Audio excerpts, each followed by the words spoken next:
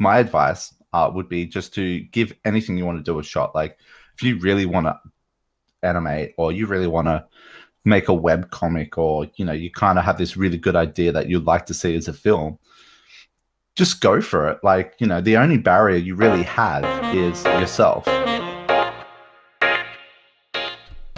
Hey guys, today I'm interviewing independent artist and studio director Paul T. McGilvray, talking about time management and his creative process. So sit back and enjoy. Hey guys, welcome to the first interview for the channel. Today we have my good friend Paul, and today he's going to be talking about his career and some of his projects he's got going on. So Paul, what I'll get you to do is intro yourself to the 4.5 views. Okay, sorry. Hey, yeah. So I'm Paul. I'm a full-time television studio director at Prime 7 at the moment, and then outside of that, I freelance in animation and other sort of filmmaking, such as short films, and that sort of content. Very nice, very cool. So just a quick brief. How long have you been studio directing at Prime? It's been a couple of years, hasn't it? About 2.5 at this stage, yeah. Very cool, very cool. Just a brief intro on how me and Paul met. We we actually met at university, both in a animation class, and yeah, we pretty much clicked straight away. We both had a lot of passion for it, and it was funny because Paul was always the one that would give like really, really strong advice in dailies. So it was always like, oh, hope fucking Paul's there, otherwise I'm just gonna get told about I don't like the color red. Critical and mean feedback. Yes, it's exactly what you need, especially when you're at university. So what we'll talk about is, firstly, we'll go straight into what has inspired you to do your animation and your directing, both live action as well. Yeah, that's a good question, isn't it? I've always liked filming. Like I started in 2004 when I was 14, with a small kind of like a short film festival group that would go around to rural communities and teach them how to film and all that sort of stuff, called In the Bin. So from there, I started dabbling and playing with it and kind of just seeing what I can do with it. And then, as I became an adult, pushed it further, went to uni, did my study, did my short films I've done so far, did animation as a short little course. And yeah, really, really digged it. It was always like one of those elements where I kind of thought, it's not a chance that I'd ever be able to animate. They are so cool. It's like, like a dwarf among gods sort of thing. But turned out a little bit easier than I thought it was. Now here I am. Awesome. Just to touch on that, in the one course you did of animation, your film Archie was, which we'll talk about a little bit later, but you pretty much got great success straight off the bat. I think one of the biggest elements to that seeing the film would be your sense of cinematography was a big factor in how good the film was. So before we get into what your projects are that you've done and what they've been, what are you currently working on? What are some projects you want to discuss? I've got a few things that I've been dabbling with. I'm working on a webcomic idea at the moment called Welcome to Earth, which is about a alien who's crashed into Earth and has to kind of go through the mediocrities of everyday life that we have to, kind of touching on like illegal immigration and that sort of stuff in a more comedic way. Other than that, I've got a little character who I'm thinking about stop motion animating called Diego, this little kind of devil guy. Cool. Thank you. I don't know what he's going to do yet, but he's there. He's there. He's ready. Exactly. I was drunk and decided to make a character, so I come up with that guy. And I've got another stop motion which I'm planning on making about a very hungry grub that kind of keeps eating stuff and causes chaos along the way. With your stop motion work, where do you? I know with Archie, it was quite a little set. It was just his house. With your like these other projects, how do you sort of find the room and space? Because I know that you live in the city. How do you find the space to build your sets? And I think maybe some stop motion viewers might be into that. That's a good question. I mean, for Archie, it was just in a shed. So kind of waited until. Oh, dude, it was fucking horrible. I was animating in my underpants because it was too hot in the shed. Luckily, it was just a one-man crew. Otherwise, that would have gotten really sexual harassment-y. Um, but yeah, I was just animating in my underpants in a shed in the heat because there was no other option, surrounded by lights. So I just made it even hotter in the middle of summer. Um, yeah, so animating as much as I could at night where it was cooler, where I could kind of move stuff around, control the lighting. Yeah, exactly. And then, at the end, it was just kind of during the day repairing the set because Archie's feet have like little metal bits which would get caught in the polypropylene webbing and just kind of dragged it out everywhere. It was a nightmare. It was great fun. It's the way. So let's talk about some of the projects you've done before we get into the back end of it. I feel like really like straight up. Me and you before we started were like just like talking like we usually do, and now that I have these notes here, I feel like a square, just like next question. So I just need to move along. All yeah, right. that's fine. So I just want you to talk about like some of your projects. I have a couple listed, like you said. I think firstly, we'll talk about the most recent one you did, which I unfortunately couldn't see on the big screen, but you had a film, A Halt in Time, play at the Enlighten Festival in Canberra for anyone that any Aussies that know that. But the actual film festival there is called Lights, Camera, Action. And do you want to just talk about that film and then the weekend and the screening and the peeps that you met there and stuff? I don't. It was great. So it was on a Friday night or something like that. Rocked up, do your thing for film festivals. So there's a lot of really good talent. So in this certain film festival, you only have 10 days and 10 items, I think it is. So you have to try and get all 10 items into your film in any way possible. So a lot of it's just background stuff like, a squashed popcorn box on a pavement or in the background will be like the CDSCC or, like stuff like that. So I figured, being as sane as I am, that I would animate something 2D in 10 days using all the Canberra locations and stuff, because who doesn't want to see Canberra drawn in 2D animation, right? So I slaved my life away, working full-time at Prime, coming home, working on Halt, sleeping maybe, got it pumped out. I've had to cut back on a few scenes, which I didn't want to cut back on, but had to make that exception. Yep. And met some really talented people there. They were pretty excellent. Very nice. I'll also I don't know, it's not, you haven't put that one online yet, have you? Not yet, but it should be up probably soon, I would imagine. I'll link your in the bio or whatever. I'm going to link, and then I'll also over here. There. Yeah. If I'm just pointing, somewhere. The link will be to the left or the right. Click it. But yeah, we'll have a link to that. And I know we spoke a lot during the 10 days you're doing that, and I looked at the designs and that, and Halt looks fantastic. And Thank you. Just to touch on and give you some glory, you actually won an award that night for your film. That's true. Do you want to just talk about the award, and do you have your trophy? That's pretty cool. Yeah, if you could just like visual effects some sparks coming off the side here, that'd be great. I'll get a freelancer to get that in. So I won the award for best use of an item. So one of the items we had to use was a popcorn box of a local cinema here. Yep. And I decided to use it as a character's hat. As part of his time travel agent requirements, he's required to wear a hat, which is in this case a popcorn box.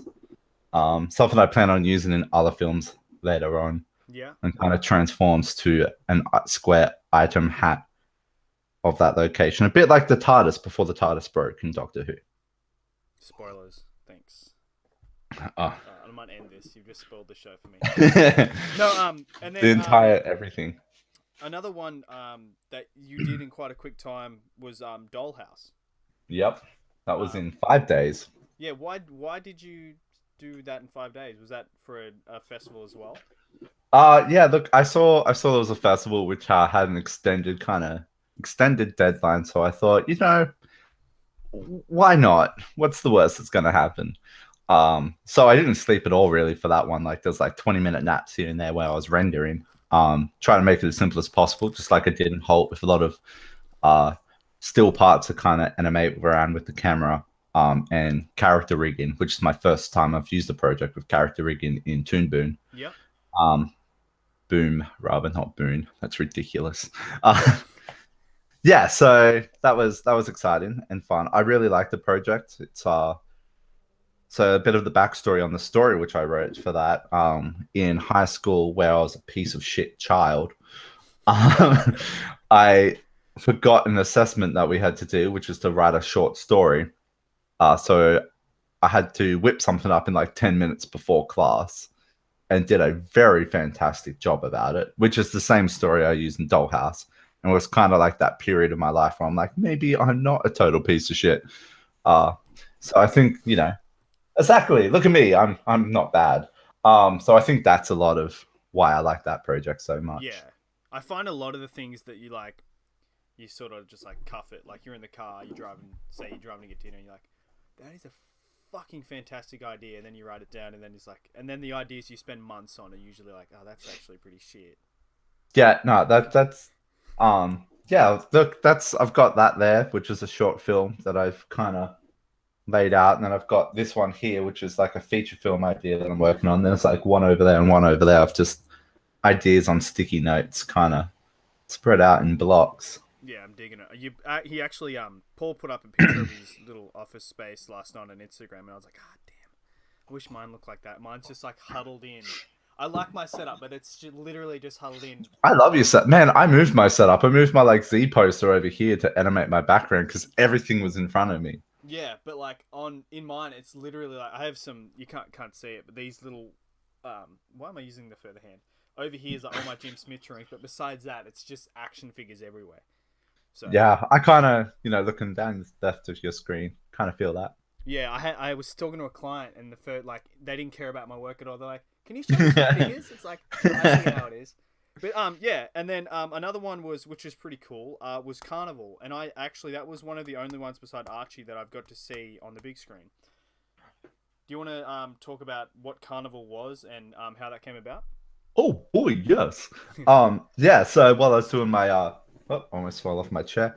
While I was doing my animation course at CSU, one of the lecturers, because I live in Wagga, and over the 2 week break that we had was a light display course. So essentially using projectors to project stuff onto buildings and trees, or whatever process you want to project on. So I was like, yes, I'll do that. That will be fantastic. Get in the class and they start talking about stuff I have no idea about, like at that time, which was like masking in Photoshop, and everyone's doing this amazing stuff while I'm like, yes, I'm just going to click some buttons and hope everyone knows that, hope, yeah. Anyway, so I'm doing my concept art in there, like just hand drawing my characters, taking a photo of them, putting them into the computer, like on my phone, I should add, putting it into the computer, up in the contrast and stuff to kind of clear everything out, with everyone looking at me like, what is wrong with you? So I kind of made some concept art during this like 1 week course that we did, and then applied to the council after that for a grant to do one of my artworks. So I just followed through using my characters, which I'd been drawing during the art class, which is just essentially a group of freak shows looking for a place, or like coming together sort of thing, in this like old school kind of freak showy element designed to appeal towards a younger, more modern audience through animation. Because obviously, if you got a bearded lady, put her in front of a screen and got everybody to look at her, that's a bit fucked. Yeah. But in cartoons, that's something where you can you can get away with it, like. Yeah. Cartoons can make the ugly beautiful. I mean, yeah, well, look at Rick and Morty, for example. They kind of go way over the line. Like, if you were to do that as a live action, that show would be fucked. Yeah. But because it's a cartoon, you can get away with it. Same as South Park, a lot of their content's a bit, what the fuck is actually happening? But it's innocent cartoon, so it's okay. Yeah. It gets away with it. Sweet. So what I've got written down for another question is Better be good. so we've talked about what you've done, what you're planning to do. So do you have any advice for some young artists that are wanting to animate or break into being independent animator? Yeah, I do probably have some sort of words of wisdom over my career. Just to do it. Like I remember one big hurdle I always had, as I was growing up, wanting to start as an actor, then moving into wanting to be a director, then now kind of playing and dabbling in animation, was that there is no chance that I could do this. As I said, like a little bit before, like a dwarf on giant, surrounded by giants. Like I never thought there was any chance that I'd be able to direct a short film that would ever make it into a film festival, or that would inspire one, or that I would ever be able to animate anything in 2D, or that I'd ever be able to make anything in 3D. Like, so I always kept my own barriers in front of me. Like it's so until like I met some really awesome people through uni who were like, nah, you should just try it. Like, just do it. It'll be fun. What's worse that happens? You fail another class, whatever. Um, so yeah, I just tried it and did really good. So I think my advice would be just to give anything you want to do a shot. Like, if you really want to animate, or you really want to make a web comic, or you kind of have this really good idea that you'd like to see as a film, just go for it. Like, the only barrier you really have is yourself. Yeah.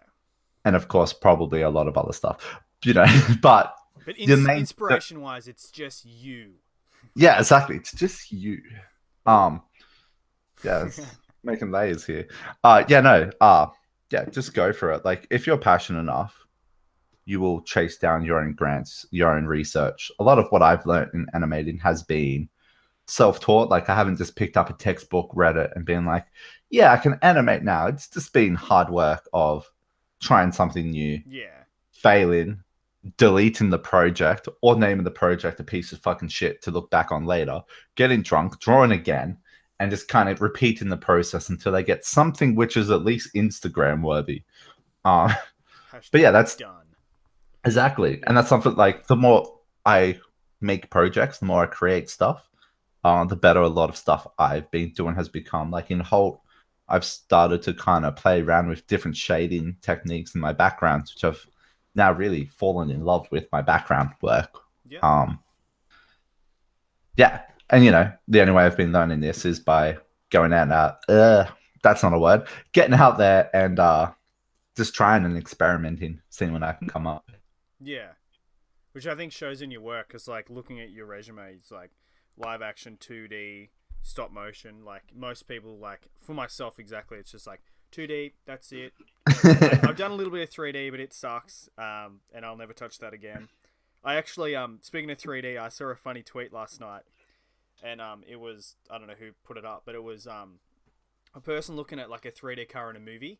Like, yeah, how hard can it be? And then it has them in Maya, and then it has like a droopy ball that looks kind of like a car in the car. But yeah. No, that's exactly it though.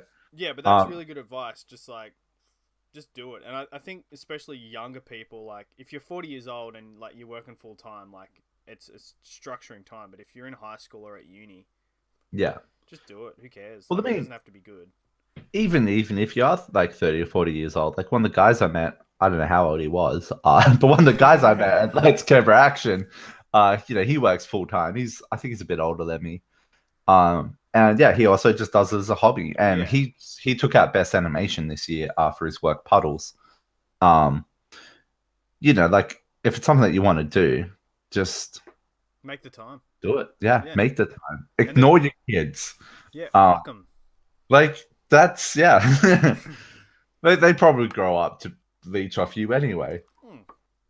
And if you get successful, then of course they'll do that. Yeah, 100%. That's what some of them do. Yeah, but the best thing about it, and like I know I do it with drawings and with animation, like you spend a whole day on something and then it's horrible, so you just delete it and then no one will ever know it exists. Yeah. Yeah. I will still generally put it up on Instagram because I need content there. Yeah, I feel you on that one. Yeah, but yeah, I've got so many bad drawings. Like even like when I hand draw some sketches, I'm just looking through some of my sketches around to see if I have any. If I draw something really bad, I'll just write in like red pen or something, like a giant insult to try and motivate me not to do that shit again. Yeah. When I do life drawing, I'll do a really shit one and then I'll just write just scratch it out and then write cunt. So then when someone gets to my sketch, they're like, oh, and then they get to it, they're like, Oh, Yeah, yeah, no, that's exactly what my sketchbook really yeah. looks like. It's just a It lot of needs to be there, self. otherwise you just seem really pretentious. Yeah. Yeah. Okay. Sweet. So recommended. Like, do you have any recommended reading or viewing? Like, you what you're watching right now, or what you think people should watch if they want to get inspired, or Um, if you're animating, always has to be the Richard Williams one, the animated survival kit. yeah, Uh, as for watching, I don't know. Like a lot of stuff I watch, I just watch YouTube videos. Like yeah. that's how I motivate myself, inspire myself, and learn new stuff. Like there's a lot of amazing people out there who are just phenomenally better than me, who are just like, let me teach you how to be like me. So, I just study them. I just swear more than them usually. Yeah, that's just the Uh, Aussie way. yeah, essentially. Yeah, Yeah, just anything that you're interested in, really. Like if you're doing 2D work, just look up a lot of 2D work, but don't stay close to your element. Like a lot of my style is been described very close or similar to Rick and Morty, which is fine by me. Because thanks for the compliment. yeah, exactly, a lot of my inspiration comes from Rick and Morty, Invader Zim, um, and then a lot of other cartoons outside of that, like Powerpuff Girls or Dexter or um, The good shit. Futurama, the good shit. Yeah, but like don't stay in like a safety of like your element or your design. Like like go out and watch other cartoons, like ones that aren't anything like yours, like South Park or Archer, Yeah, which are so far away from my ability at 2D or my style of 2D. But just to kind of get a feel of what other people are doing out in the world and kind of how can you use other people's inspiration to kind of create something unique with your style or yeah. Get all that sort of elements thing. and merge it together, kind of. Exactly. Like, Yeah, like Disney with their 2D integrating 3D into their later stages until they became just 3D and lame. and fired Um, heaps of amazing 2D animators, and yeah. so yep. Awesome. I think I think every person I ever interview that's an animator will say the Richard Williams one. Yeah. It's a Well, I damn mean, cool. fantastic. Here's a Yep. visual plug. Yeah. Buy it. You have the extended edition, you dog. I only have the standard. I didn't know that existed. And then it's like, do I want to spend another $80 to just get the part about quadruped walk cycles? Yeah, you do.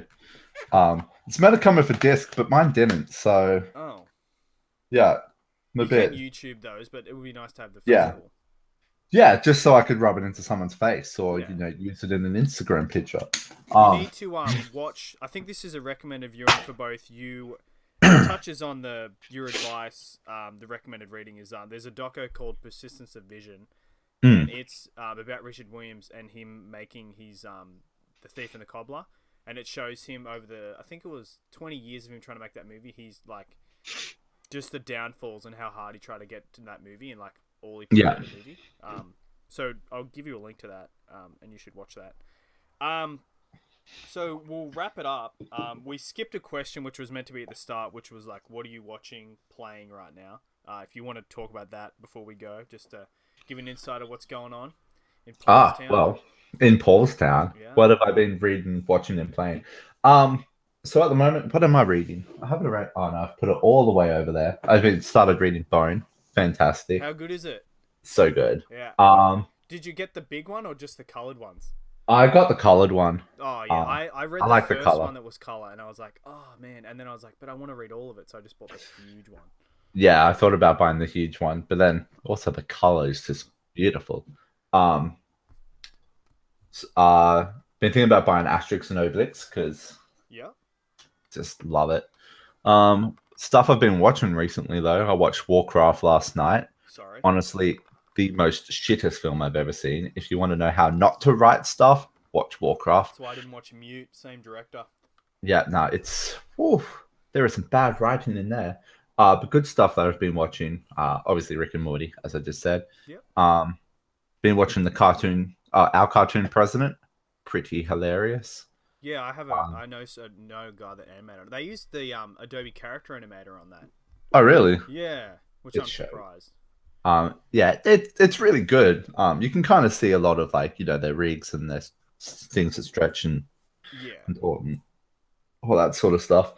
Um, but yeah, I've also been watching like a lot of the original Disney stuff lately as well. Like, um, Mickey Mouse's first appearance, climbing into the plane and trying to seduce or sexually assault, you could even say, Minnie Mouse. It was the 30s, bruh. It was the 30s, bruh. It's fine. It's fine. Now it's a little bit fucked. Yeah. But yeah. So that's what I've been watching, reading. What's the other one? Playing. Oh, I just play Battlefield because I like shooting people. Battlefield 1? Not IRL. A bit of both actually. Mix and match. Yeah. Mm. Very nice. So what I'll get you to do is if you know it off by heart, is where can people find you? It'll be in the description below anyway, but just like shout out some usernames, some links for people to find your work. Shit. Just put Paul T. McGilvray into Google. Really? That seems to come up with a few things I've discovered in my own self-searching narcissism. Yeah. But yeah, so essentially every social media site, I always just go by Paul T. McGilvray. Yep. Search for that. Or just www.paultmcgilvray.com. Very cool. Very nice. I'll link them all down below anyway, and hopefully some viewers go over there and give you a follow, some likes. Yeah, that'd be great, especially on YouTube. Shout out to my 14 subscribers. You got more videos than I do already, so sweet. Thanks for letting me interview you, and hopefully within a couple of interviews, guys, I won't be as like square, but just trying to get used to the format. Yeah, thanks, Paul, for your time. His work and all of his stuff will be linked below, so go check it out. Hey guys, I hope you enjoyed that interview, and I hope you got some insight into some of the creative process. Don't forget to hit that subscribe button for more interviews and also production vlogs, and I will see you guys next time.